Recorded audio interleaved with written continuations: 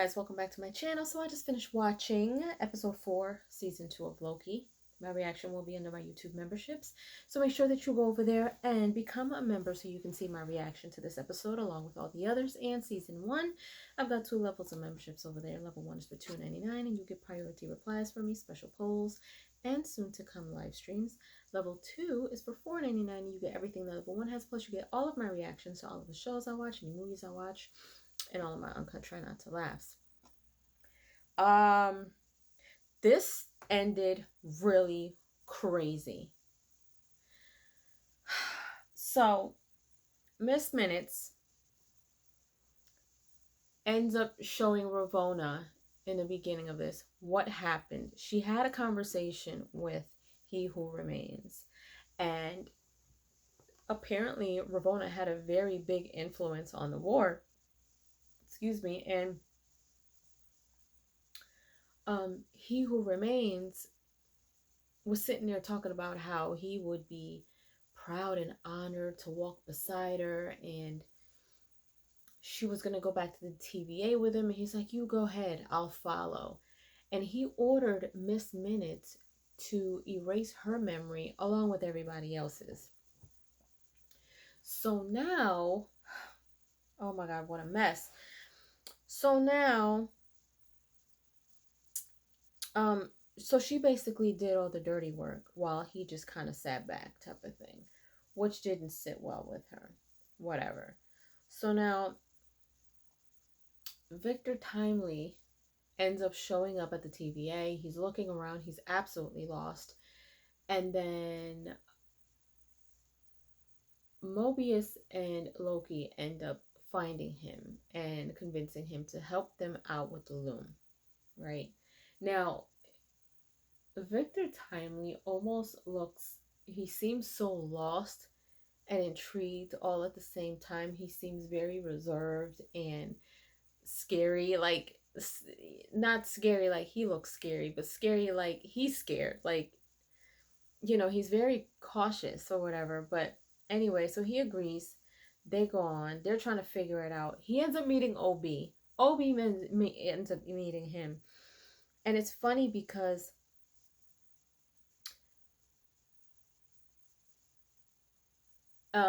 Victor Timely looks at him and he's like, you're the one that wrote the book of the TVA. And Obi says to him, yeah, well, I learned from a very, basically he learned from Victor Timely. And they were like, wait a minute, what?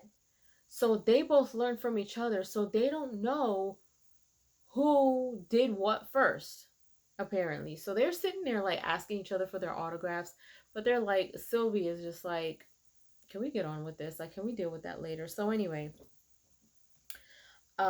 we see that Ravonna comes back to the TVA and she shows up in the room where all the Minutemen are, including, I guess she's the head lady of the Minutemen or whatever. So B-15 is talking to them and she wants her help in taking the TVA back.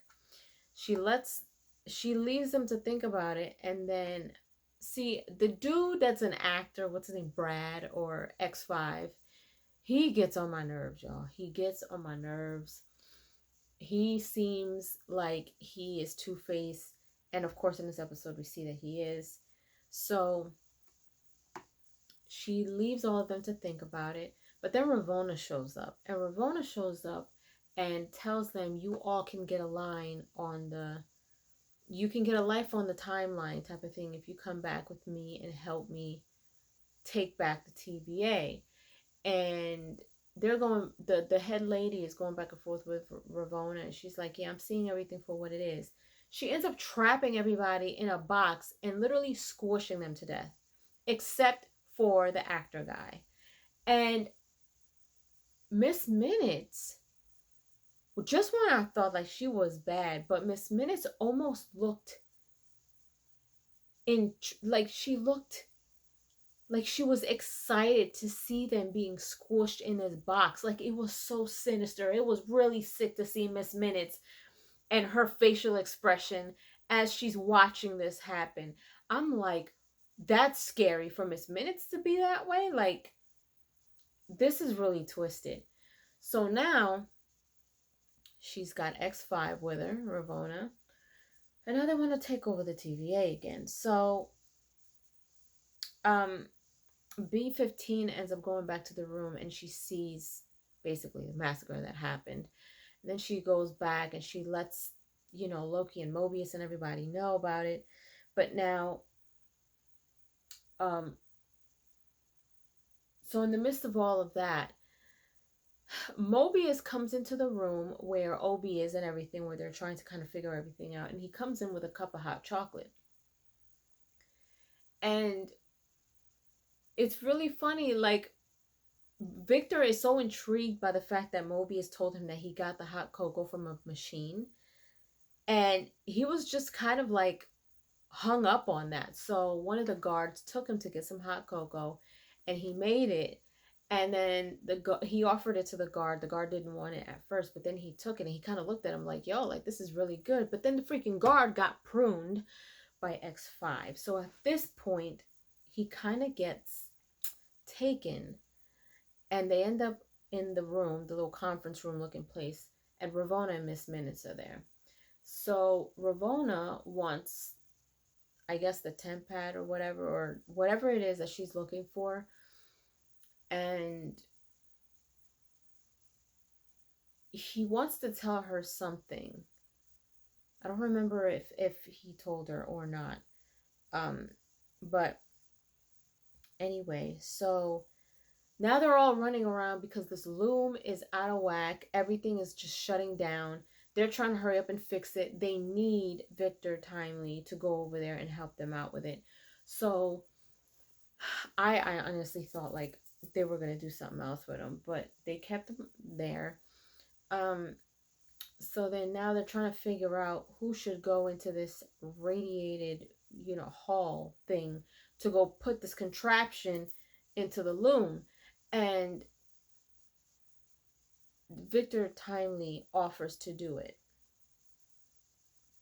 In the midst of this, Loki and Sylvie are trying to go everywhere looking for Timely. I think they were looking for Timely. She gets trapped in the elevator because now Miss Minutes is shutting everything down. Like she wants to stop them from, fixing the loom. So Sylvie gets stuck in the elevator while Loki's running around, but then he comes across another variant of himself. And even I got confused because I'm just like, wait a minute. He was just running with Sylvie and now he gets pruned by the other Loki. And he tells Sylvie this is all going to make sense. And I'm sitting here like, make it make sense because I don't even understand where he came from. Like, who was that? Anyway, so they end up going back. Timely ends up wanting to choose himself to go put this contraption into the loom.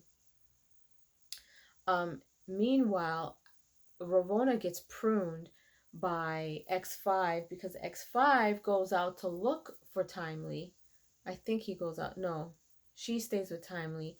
He goes out to find out what's going on. And Loki approaches him and Sylvie does an incantation on him. He goes back and prunes Ravonna. But now, and then he kind of got out of it. So I think something's gonna happen to him, I feel like.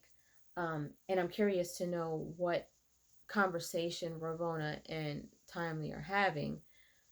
Or if he told her, I don't remember. But anyway, Timely ends up going back to the place, being brought back by Loki and Sylvie. And he got suited up. He's ready to go. They open that door. And as soon as he walks out, he turns into like spaghetti. Like, I couldn't believe it. And I'm sitting here like, is that the end of him? Like, I'm hoping not, because then outside of this season of Loki, I'm hoping that they didn't give him a limited role, Jonathan Majors, because he's doing a damn good job. I mean, and he does great as a villain. And it can't be. Like, I'm sitting here thinking to myself, how does it end with that? Like, how does that happen? And now we almost see like the loom splitting in half. And all of a sudden, it's just this huge white light, and then that's how the episode ends. And I'm just like, that's how they're gonna leave it? Like, did it wipe them out? Like, what happened? I almost feel like I have so many questions. Like, was Victor Timely a variant? Well, maybe he is a variant of some sort, or is he an original? Is I don't know what's going on here. Um, but the fact that he just kind of like he went out there and the radiation got him like immediately, but he didn't burn like the way that Morbius was beginning to burn when he went out there. Like he literally turned into like threads. It was crazy, and I don't understand why that happened. And I feel like, was that really him? Is that where it ends with Victor Timely? Like, it can't be. I don't know. I don't understand. And did the looms split and are they gone? Like, it can't be that way. It can't be that way. I don't understand. They ended up shutting down Miss Minutes because they were shutting down the system and rebooting it. So that means she couldn't have anything to do with anything anymore at this point. But I need to understand. Like, I cannot wait to see the next episode because this just doesn't make any sense to me right now. Like, I feel like there's got a way that he's gonna come back. He's got to come back because now he's gone, and so is He Who Remains. Could that be the end of Jonathan Majors' role in Loki too? I hope not. I hope not, because he's playing a really big role in this season.